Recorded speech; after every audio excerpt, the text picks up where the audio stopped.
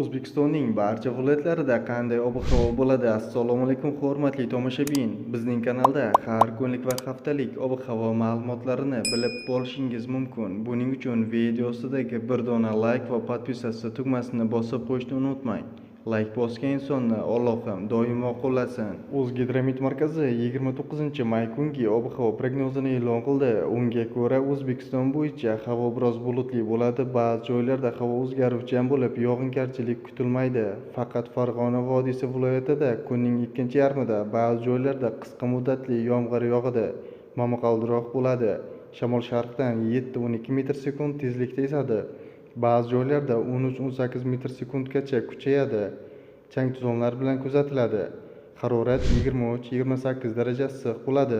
Respublikamizning tog' oldi va tog'li hududlarida havo o'zgaruvchan bo'lib, ba'zi joylarda qisqa muddatli yomg'ir yog'adi. Momaqaldiroq bo'ladi. Shamol sharqdan 7-12 metr/sekund tezlikda esadi. Ba'zi joylarda 13-18 metr/sekundgacha kuchayadi.